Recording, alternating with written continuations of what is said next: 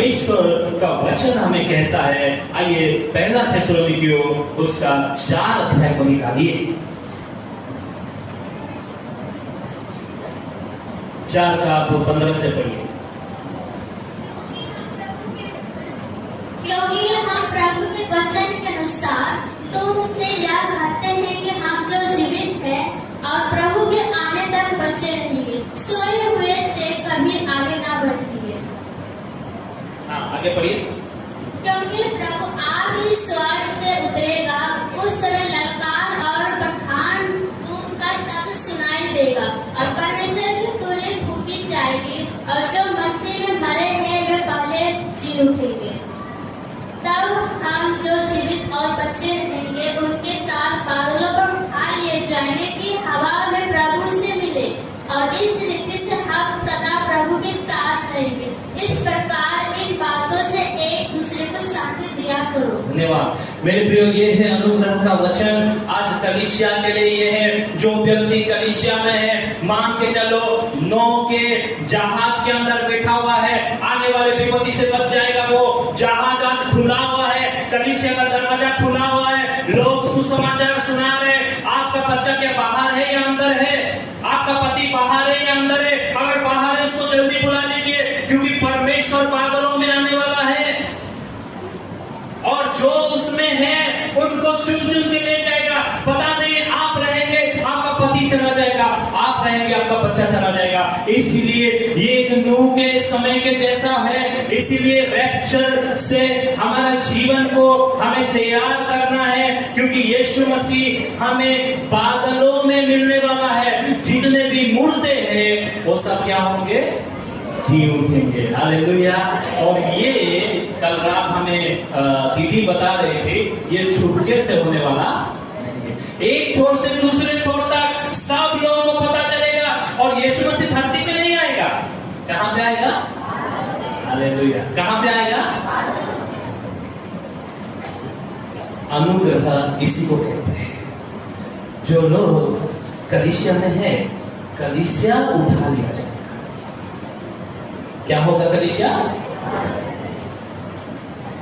उसके बाद महाक्लेश है।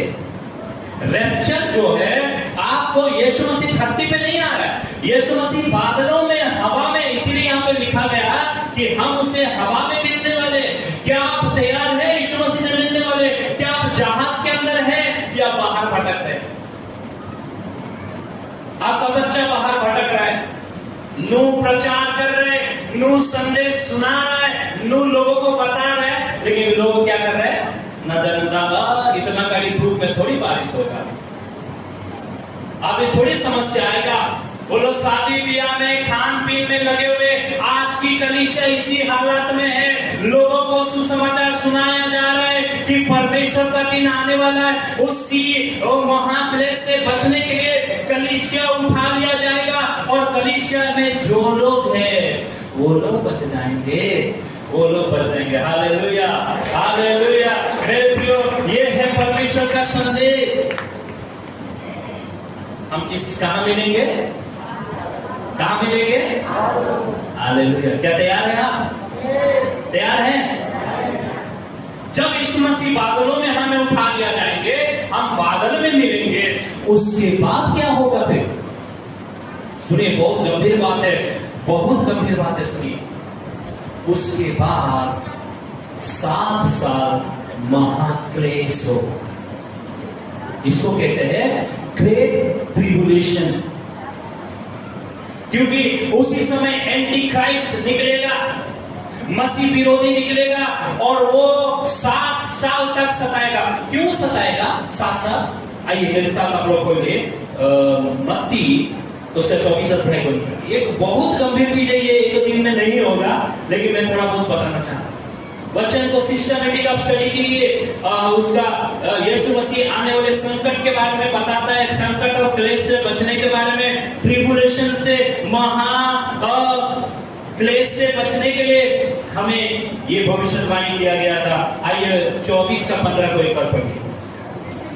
इसलिए तो उस उजाड़ने वाली घृणित वस्तुओं को जिनकी चर्चा दानियल भविष्यवक्ताओं के द्वारा हुई थी, पवित्र स्थान में खड़ी हुई देखो, जो पढ़े वो समझे। जो पढ़े वो समझे। दानियल भविष्यद्वक्ता के द्वारा क्या प्रचार हुआ था? जो पढ़ता है वो समझता है। दानियल भविष्यद्वक्ता ने 70 सप्ताह के बारे में भविष्यवाणी किया। 70 वीक्स के बारे में। 70 सप्ताह में से 69 सप्ताह का काम हो चुका है, एक सप्ताह बचा हुआ है। एक दिन एक साल के जैसा है। और वो इस्राएल लोगों के लिए जो भविष्यवाणी किया था वो पूरा होने वाला है। और आखिरी एक हफ्ता जो बचा हुआ है वो महाक्लेश में अर्थात एंटी क्राइस्ट निकलने वाला है। वो क्यों नहीं निकल रहा? अभी वचन में देखिए। दूसरा थेसलोनिकियों 2 अध्याय को निकाल। देखिए, यीशु मसीह धरती पे दूसरी बार आना और यीशु मसीह बादलों में आने में हम लोग को समझना चाहिए कि ये क्या चीज है। आइए दूसरा थेसलोनिकियों 2 अध्याय को आप लोग पढ़ के मदद कीजिए।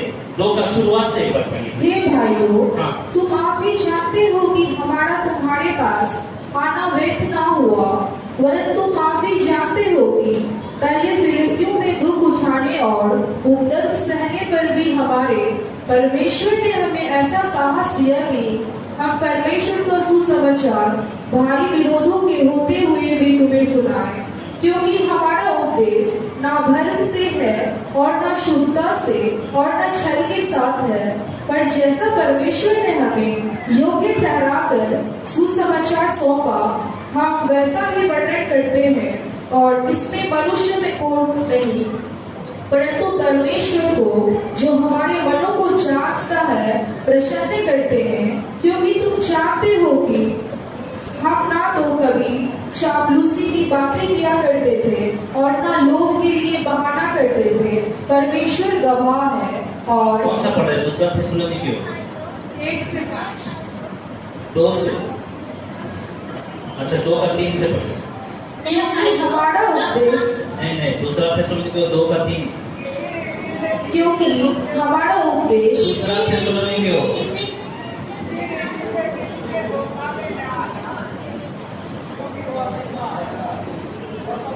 किसी रीति से किसी के भी धोखे में ना आना, क्योंकि वह दिन ना आएगा जब तक धर्म का त्याग ना हो ले और वह पाप का क्रूश अर्थात विनाश का पुत्र प्रकट ना हो। धन्यवाद। वो पाप का पुरुष अर्थात विनाश का पुत्र प्रकट ना हो। एंटी क्राइस्ट जब तक प्रकट नहीं होगा, परमेश्वर का दूसरा आगमन धरती पे नहीं होगा। इसीलिए मेरे प्रियो, तुम्हें कोई भी गलत शिक्षा में ना फंसाए। यहाँ पे लिखा गया है, जो विरोध करता है वो हर एक से जो ईश्वर या पूज्य कहलाता है अपने आप को बड़ा ठहराता है, यहाँ तक कि वो परमेश्वर के मंदिर में बैठकर अपने आप को ईश्वर ठहराता है।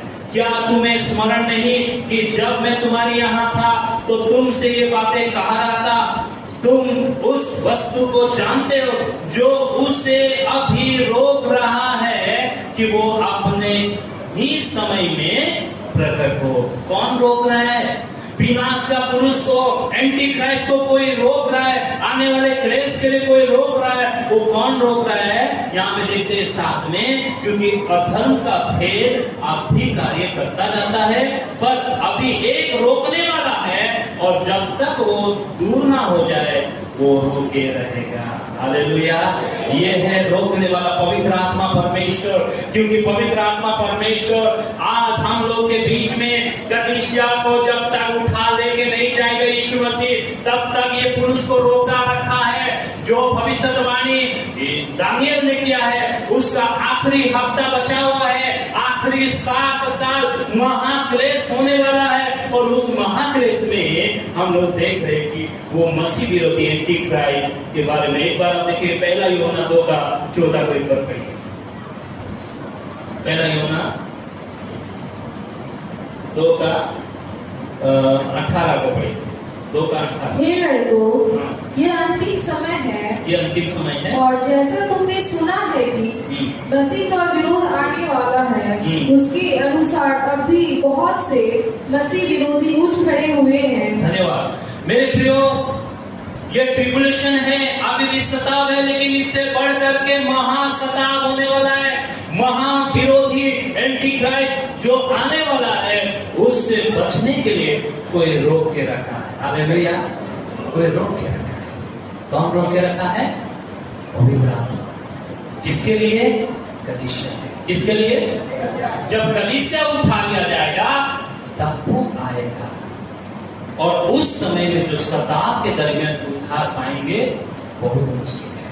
इसीलिए मैं कहता हूं कि अनुग्रह में अपने अपने परिवार के लिए प्रार्थना कीजिए, सारे जाति के लोगों के लिए सुसमाचार का प्रचार कीजिए, क्योंकि जब तक सुसमाचार प्रचार नहीं होगा तब तक परमेश्वर का वो दूसरा आगमन नहीं होगा। बोल के आप इसी मत्ती 24 अध्याय का 14 में देखते हैं। और राज्य का ये सुसमाचार सारे जगत में प्रचार किया जाएगा कि सब जातियों पर गवाही हो, वो अंत आ जाएगा।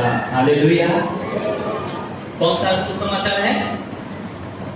राज्य का ये सुसमाचार। परमेश्वर के राज्य का क्या सुसमाचार है? परमेश्वर के राज्य का सुसमाचार क्या है? परमेश्वर का राज्य क्या है? बाइबल क्या कहता है परमेश्वर के राज्य के बारे में? जिसके सुसमाचार सुनाने के लिए आपको और मुझे रखा है कि जब तक सबको सुसमाचार नहीं सुनाएंगे, वो रोके रखा है। हालेलुया। वो रोका रखा है। जो दानियल की भविष्यवाणी है वो आखिरी समय में है। उसके बाद महाक्लेश, उसके बाद यीशु मसीह की आगमन। कहां पे? और जब यीशु मसीह धरती पे आएंगे, 1000 साल के लिए शैतान को क्या किया जाएगा? बांध दिया जाएगा। उस समय दूसरी आगमन होगा धरती पे। पहली आगमन इंसान बन करके मनुष्य का रूप लेकर के आया है। दूसरी आगमन राजा बन करके आने वाला है और 1 साल तक शासन करने वाला। लेकिन ये 7 साल जो समय है धरती पे जो क्लेश होगा, उस समय कलीसिया कहाँ रहेंगे? हाँ जी, हालेलुया। कहाँ रहेगा कलीसिया? अगर आप प्रकाशित वाक्य पढ़ेंगे तो उस समय में कलीसिया यीशु मसीह के साथ प्रीति भोज करते रहेगा। यीशु मसीह का खुशी मनाएगा। यहाँ लोग सताए जाएंगे। आप कौन सा रास्ता चुन रहे हैं? परमेश्वर का दिन निकट है। यदि अनुग्रह से बच रहे तो बहुत बड़ी बात है। अनुग्रह का समय में बचना बहुत ही सौभाग्य की बात है, क्योंकि इसीलिए हम लोग परमेश्वर का राज्य का सुसमाचार सुनाने के लिए आए हैं। रोमियो 14 का 17 में देखिए कि परमेश्वर का राज्य क्या है। यहाँ पे हम लोग को वचन कहता है, रोमियो 14:17, क्योंकि परमेश्वर का राज, क्योंकि परमेश्वर का राज खाना पीना नहीं, परंतु धर्म और मेल मिलाप और वह आनंद है जो पवित्र आत्मा से होता है। आमीन।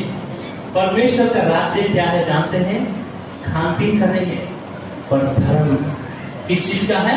धर्म का। अगर आप परमेश्वर के राज्य में है तो किस चीज का खोज करेंगे? खान पीन का खोज करेंगे क्या? हाँ जी। जो लोग प्रभु के राज्य में, वो किस चीज का खोज करने वाले हैं? वो लोग खान पीन का नहीं, धर्म की खोज करने वाले। यीशु मसीह का वचन हमें कहता है कि पहले परमेश्वर के राज्य और उसकी धर्म की खोज करो। आप किस चीज की खोज में?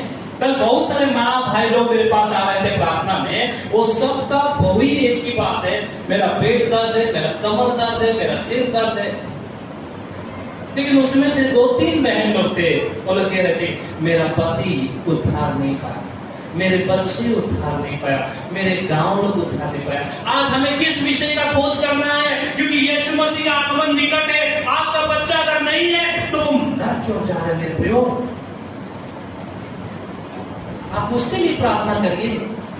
ये जो गुलाब का समय है, अपने अपने लोगों के लिए, बिहार के लिए प्रार्थना कीजिए कि बिहार में इतने सारे लोग नरक की ओर घसीटे जा रहे, कोई उसमें संदेह नहीं है, क्योंकि परमेश्वर का क्रोध उनके ऊपर आ रहा है, उनके कार्य के ऊपर। तो हमें धर्म की खोज करना, दूसरा मेल मिला, एक दूसरे से कैसा रहना है?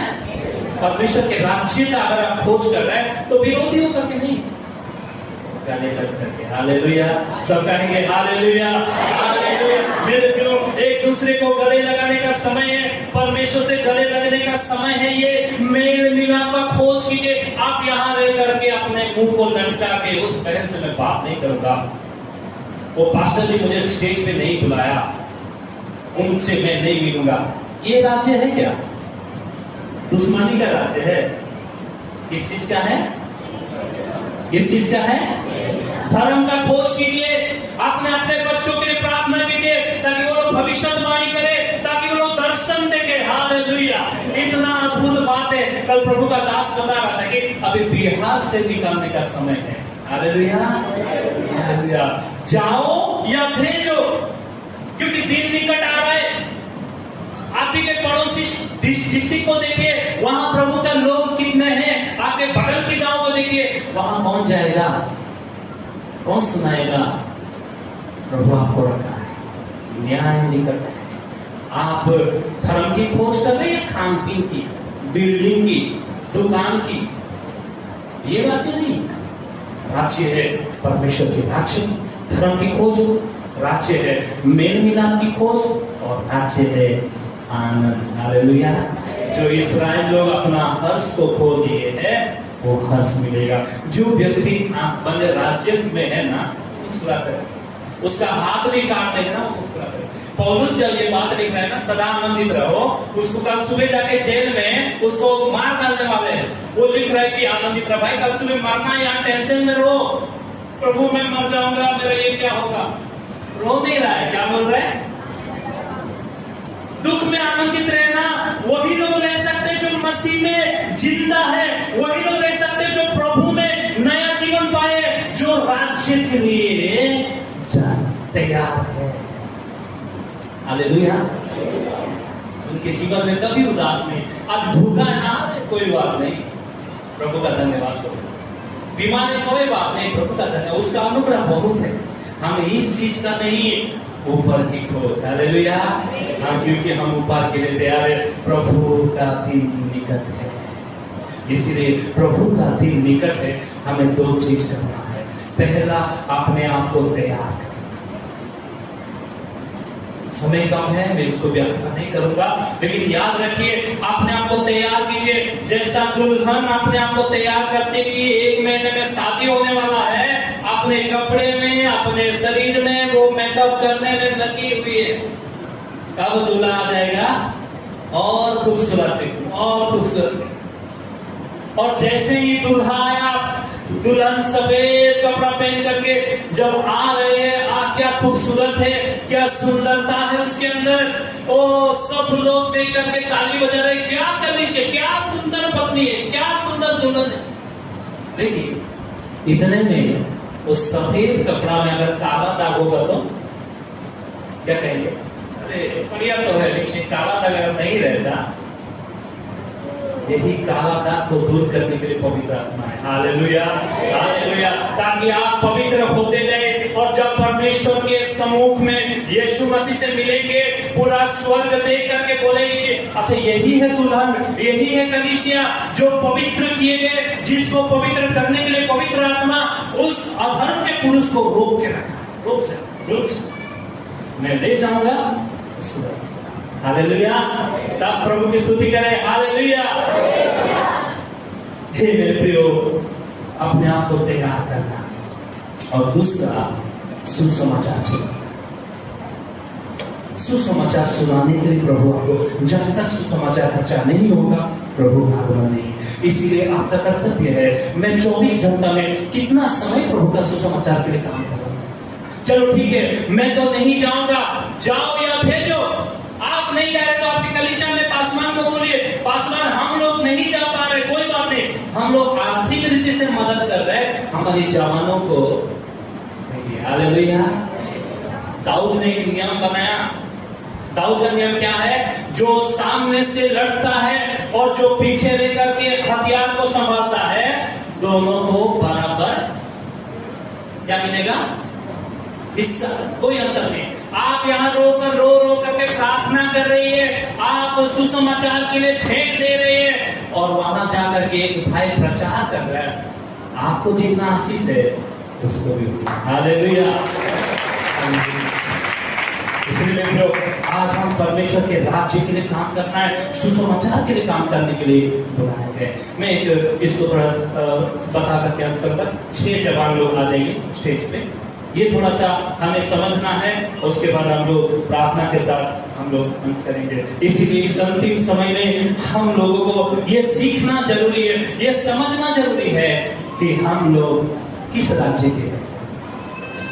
हाँ जी, खान पीन के राज्य में है या धर्म, मेल मिलाप और क्या है आनंद के राज्य। Thank you. एक हम इस बात को हम बताएंगे।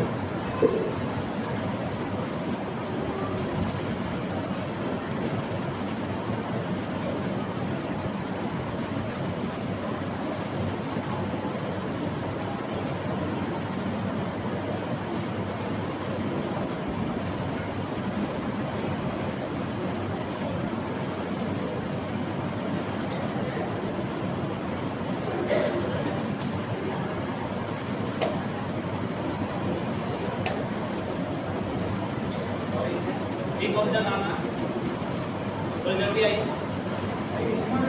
हाँ, विवेक आ रहा है।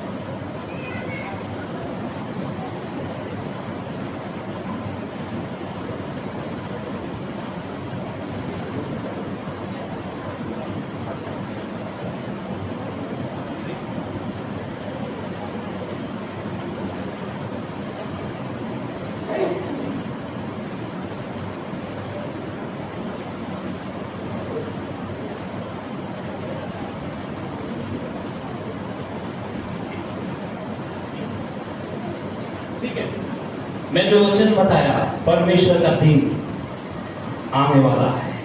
कैसे होगा? बाइबल का क्रमानुसार हमें समझना। सबसे पहले हम देखते हैं बाइबल में लॉ को देखते हैं, मूसा के द्वारा जो व्यवस्था को हम देखते हैं। पुराना नियम, पूरा व्यवस्था के बारे में लिखा गया। व्यवस्था के अनुसार कोई धर्मी नहीं हो सकता। व्यवस्था के द्वारा एक भी व्यक्ति धर्मी नहीं हुआ है। वो तो एक आईना के जैसा है। आप पवित्रता से कोई भी व्यक्ति धर्मी नहीं हो पाए। इसीलिए इस व्यवस्था से बचाने के लिए प्रभु यीशु मसीह आया। हालेलुया। प्रभु यीशु मसीह क्रूस पे अपना प्राण दे करके सारा व्यवस्था को पूरा किया है। और यीशु मसीह प्राण देने के बाद वो क्या स्टार्ट किया है? कलीसिया। हालेलुया। हम लोग जो है कलीसिया के लोग हैं। अभी हम लोग यहीं पे अटके हुए हैं। यहाँ तक काम हो चुका है और आगे बाकी है। मैं आप लोगों को बताया, इतने सारे भविष्यवाणी पूरा होने वाला है। उसमें से लॉ, उसका समय खत्म, यीशु मसीह का क्रूस पे मारा गया।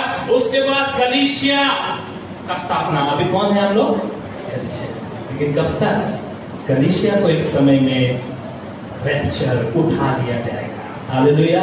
यहाँ तक प्रभु यीशु मसीह जो क्रूस पे मारा गया, कलीसिया स्थापना किया, इसी कलीसिया को दुल्हन बनाने के लिए वो बादल में ले जाएगा। उसके बाद जो लोग बचे रहेंगे उनके लिए बहुत बड़ा the great revolution for 7 year, 7 साल के लिए उनके जीवन में बहुत ही बड़ा महाक्लेश का सामना करना है। उसके बाद हम लोग देखते कि यीशु मसीह धरती पे दूसरी आगमन करेंगे। Hallelujah, hallelujah.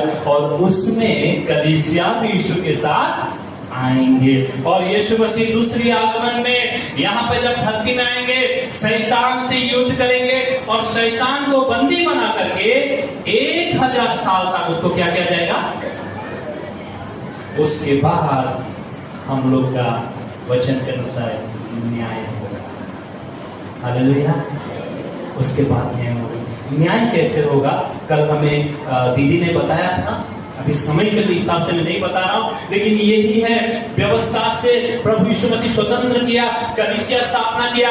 आप लोग अगर कलीसिया में हैं तो आप उठा लिया जाएंगे। इसको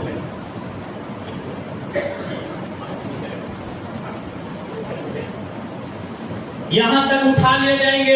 इसके बाद जो बच गया है मेरे प्रियो, वो बहुत कठिन समय है। इसीलिए परमेश्वर कहता है आने वाले संकट से बचना है और परमेश्वर का काम करना है। करेंगे प्रभु का काम, सुसमाचार सुनाएंगे। कितने लोग चाहते हैं प्रभु का सुसमाचार सुनाए?